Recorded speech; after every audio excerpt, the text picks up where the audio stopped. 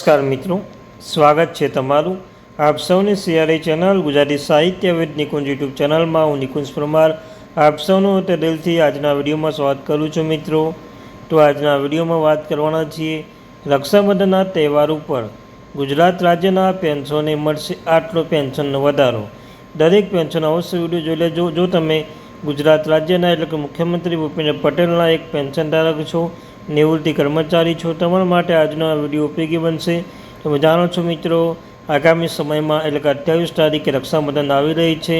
તો રક્ષાબંધનના પર્વના પહેલાં જ ગુજરાત રાજ્યના મુખ્યમંત્રી ભૂપેન્દ્ર પટેલ દ્વારા એક અગત્યની જાહેરાત જાહેર કરવામાં આવી છે.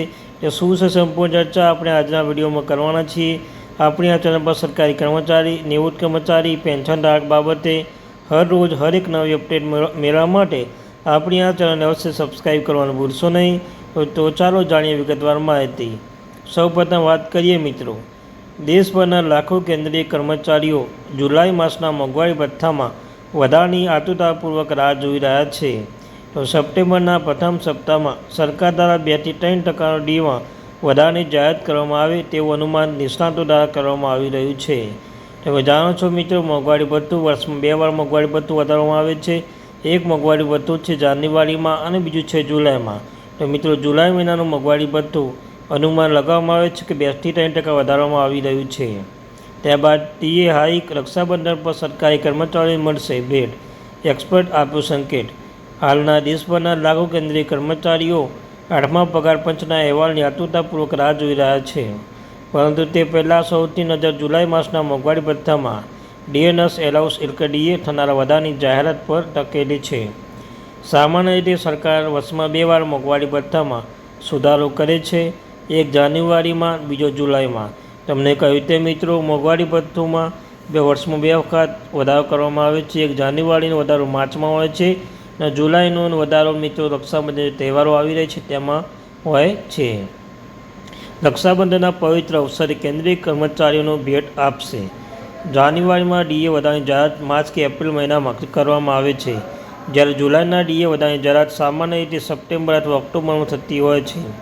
પરંતુ તહેવારની મોસમ નજીક હોવાથી શું સરકાર આ વખતે રક્ષાબંધનના પવિત્ર અવસરે કેન્દ્રીય કર્મચારીઓને ભેટ આપશે?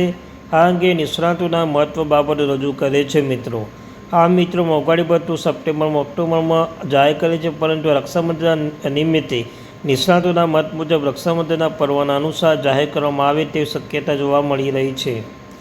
નિષ્ણાતોની માંગ અને રક્ષાબંધનની ભેટ. મોંઘવારી ભથ્થામાં વધારાને કેન્દ્રીય કેબિનેટ દ્વારા મંજૂરી આપવામાં આવે છે.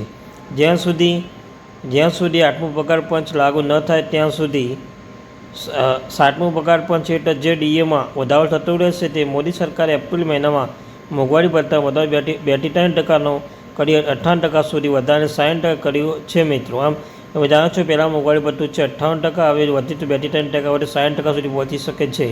હવે તેમાં ફરીથી 2 થી 3% વધારો પ્રબળ આવેલા જોઈ શકાય છે. મિત્રો, ત્યારબાદ કર્મચારી પગાર 1-2 દિવસ પહેલાં જારી થવો જોઈએ. All India NPS employees federation અને national mission for old pension scheme ભારતમાં રાષ્ટ્રીય અધ્યક્ષ જણાવ્યું હતું કે તહેવારની મોસમ, ખાસ કરીને રક્ષાબંધન અને ઓણમને ધ્યાનમાં રાખીને સરકારી કર્મચારીઓને પગાર 1 થી 2 દિવસ વહેલા જારી કરી દેવો જોઈએ. આ સાથે સરકાર સપ્ટેમ્બર મોંઘવારી ભથ્થામાં વધારાની યોજના બનાવી રહી છે.